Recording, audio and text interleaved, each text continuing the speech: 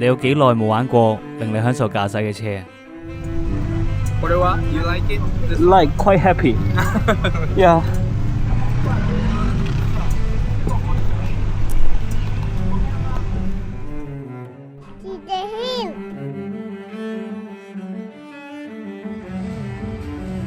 喺2026年 ，Honda 啱啱喺上海發布咗一系列嘅 500cc 雙缸車款，有街車 CB500F、跑車 CBR500R、跨界旅行車 NX500， 三部共同使用 471cc 嘅雙缸引擎，全部更加配上 E-Clutch 嘅電子離合器，透露出 Honda 未來全球化嘅佈局。但今日重點嘅主角並唔係佢哋，而係全新4缸嘅 CB500 Super 4同埋 CBR500R4。經歷30年嘅歷史，喺2022年宣布停產嘅 CB400 Super 4，近半年喺重慶、大阪、東京車展都出現咗身影中，最後千呼萬喚，終於出現嘅 CB500 SF。由日本嘅工程師領導設計嘅全新 502cc 引擎，有成72匹嘅馬力，扭力方面有 47.1 個 Nm。前避震就用咗 KYB 不可調嘅倒科，當然有前雙碟嘅設計，同埋日清嘅4坡鮑魚。輪胎方面呢，就用咗頭120尾160 CST 嘅 Migra SV 輪胎。而兩部車最大嘅特點就係佢擁有最新嘅電控設備，首次套用喺500系列第二代嘅 E-Clutch 系統、TBW 電子油門、5寸 TFT 屏幕，仲有 Honda 嘅 Rollsync 系統。佢更加有 Urban、Standard、Sport 三種騎乘嘅模式選擇，當然唔少得 HSTC 本田嘅 Traction Control。多咁多嘢，佢哋嘅重量都只係188同埋189 kg。而日本本土嘅版本，暫時已經知嘅分別，佢係會採用咗400cc 引擎，行程會有啲唔同。原裝呢就配備派拉利嘅 Diablo Rosso 4，預計香港今年會翻到400cc 嘅版本，而澳門就會採用500cc 嘅版本啦。等我先分別講下呢兩部新車嘅外觀啦。呢部 CB500 Super 4，本田嘅設計師好煩惱，點樣將現代嘅標準套落去有成30幾年歷史嘅 CB400，甚至講成個 CB 系列，所以佢好堅持咁使用圓燈啊、金屬油缸，保留翻傳統 CB 嘅感覺，承載住佢嘅歷史，亦都同新科技保持平衡。我非常喜歡 Honda 嘅新嘗試，亦都更加鍾情入邊耀夜黑嘅款式，冇咗以前 CB48嗰種嘅老土感。如果可以用翻雙圓針就更加好啦。至於呢部 CBR500R4，作為本田 CBR 嘅愛好者，初初我覺得真係非常之醜樣，完全唔啱我口味啊！過往啦，市面嘅跑車都係稜角分明，近幾年更加大量用咗擾流翼去增加下力嘅設計，但係睇翻呢一部車完全相反。本田嘅設計師表示，呢部 CBR 設計主題係 Digital Influencer， 佢要打破傳統嘅設計，所以用上咗 V 型嘅燈組，採用極簡單嘅線條，車身、油缸以至於頭燈都會有明顯嘅線條去貫穿，成部車充滿住未來感。而望得耐咗，我慢慢都中意咗佢大面積嘅 fairing， 同埋喺旁邊嘅罅隙都可以望到4條前梳嘅感覺。以前我會覺得 CBR250 Mark R 好似 EVA 嘅初號機再加2號機，而呢部 CBR500R4 我就會覺得佢似 Mark 6啦。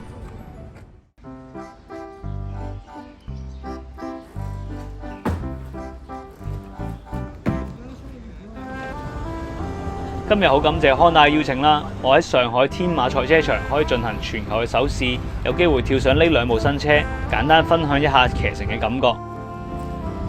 嗱，首先作為身高166cm 嘅坐高權威，梗係即刻同大家測試呢兩部車都做到雙腳掂地，唔使擔心啦。而 CBR 因應油缸同埋坐墊嘅設計，更加容易踩實地面。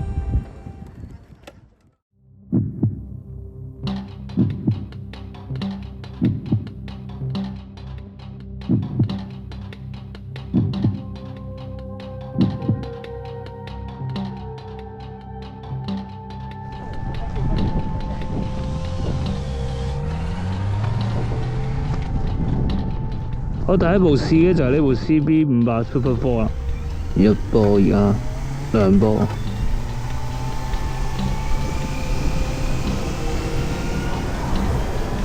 再上，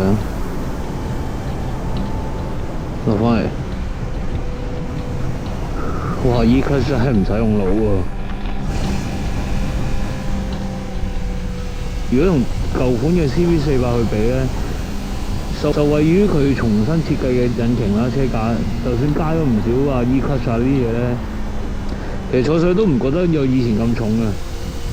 入彎操控都好易，好少可我自己第一次跳上部車可以揸到咁放，平穩嘅感覺真係好似以為揸緊一部入門嘅雙缸車，但係一路咧明顯又唔係50匹以內嘅車喎。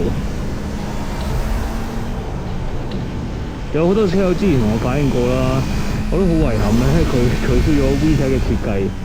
咁你都睇到冇 VTEC 介入嗰時嗰種聲浪動力，但係香港工程師就話啦，喺現今嘅世代，電控已經可以做到 VTEC 嘅性能、輸速同埋油耗。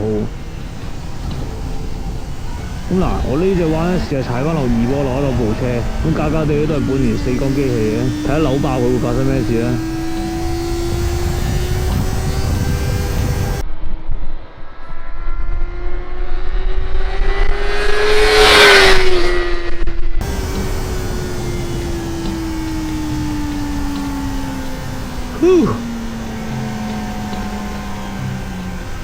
我真係收唔切。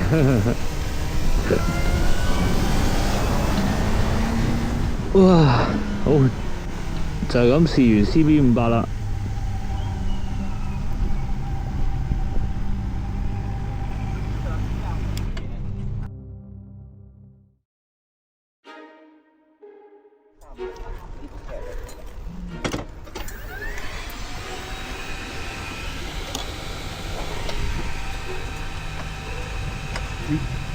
哦，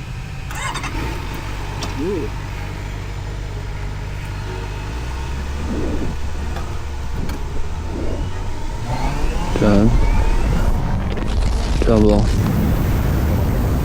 ，4咯，收咯，再落。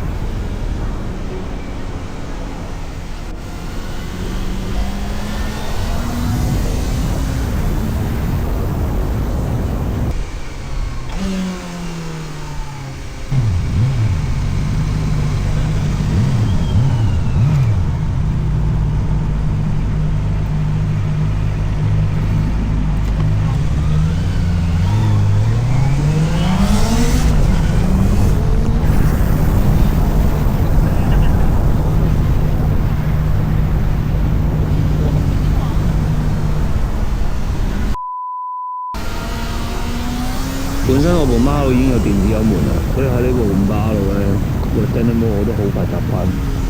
感覺上 CBR 嘅加速咧比 CB 就更加強啦。咁容許我對呢部車嚴格啲啦。其實揸咗一個圈咧，已經有啲好明顯嘅缺點啊。呢對分離式把手咧離奇咁闊咧，我哋嘅手臂喺某啲情況底下咧係發唔到力。而呢個油缸咧凸起嘅造型咧，只要我一搬身咧，就會明顯咁樣揞住我隻手咧，落唔到去嘅感覺咯。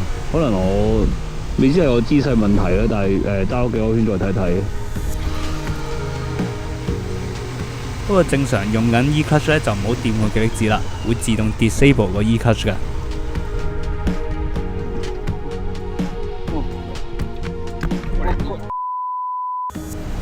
就算上到嚟呢部4缸70匹馬力機器啦，喺轉波嘅時候咧，佢已經自動咁調整個離合啊、轉數、落波幫我保油。就算頭先試過喺高轉嘅時候踩得2粒咧，部車都唔會出現好強烈嘅頓挫感，亦都唔影響個車身平衡。不過一定要清楚講下佢新一代嘅 E-Clutch 系統，呢個新設計引擎可以將第2代嘅 E-Clutch 放咗喺引擎左邊，喺結構上已經融為一體。電子離合器配合電子油門，滑動式離合器 Traction Control， 喺起步、停車再唔需要擔心彈極力子，再唔使驚死火。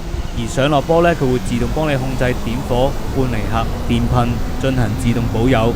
整體可以話完美配合，比現有嘅快排系統更加順暢，轉波更快、更穩定。原來 E-Clutch 就係成套系統嘅最後一塊拼圖。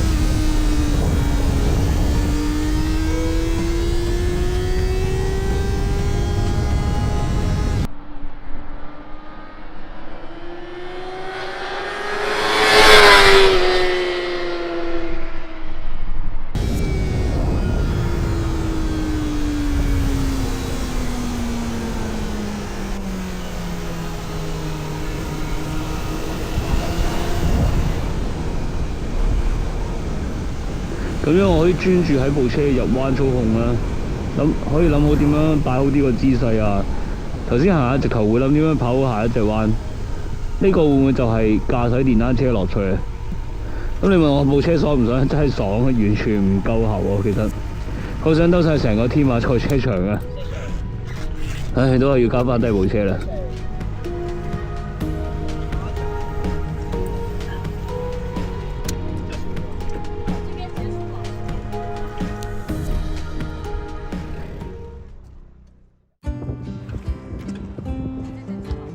最後講翻少少感想，喺現今世代電單車車廠競爭激烈，我哋車迷呢通常就會在意馬力啊、紅區轉數、部車去到幾快，以上呢堆數字同埋配置。連我都同 Honda 今次嘅專案負責人中村拓郎先生呻，點解可以冇馬路啊？咁攞咩車去落場砌啊？經過呢2日對四缸500系列嘅深入認識，由設計概念去到實車操控，我認為 Honda 電單車行咗另外一條路。佢希望每一位騎士都享受到操控嘅樂趣。中排量4缸車以前可能對某啲人嚟講係遙不可及，要煩惱車重嘅同時，又要兼顧轉數同埋轉波，可能會怨呢部車唔夠力，又可能話嗰部車動力太牛。Honda 就用全新嘅4缸引擎設計同埋電子配置，再加入非常優秀嘅調校，令到部車更快更穩定。有咗 E-Clutch， 你就可以減少操作上嘅煩惱。你淨係需要將專注力放返喺操控上面，等大家都可以真正享受每一程嘅駕駛 ，enjoy the ride。我認為全新 Honda CB500 Super 4同埋 CBR500 R4 會係好多新手嘅升級選擇，亦都更可能係大家決定購買嘅第一部車。我可以保證佢哋會係陪伴車主好多年嘅車，亦可以喺呢2款車上面好純粹咁感受到駕駛樂趣。You like it? Like quite happy. Yeah. 而最後，好感謝 Honda 俾到呢個機會我去出席發佈會同埋試騎呢2部新車。上海之旅嘅花絮下一條片，下次見，拜拜。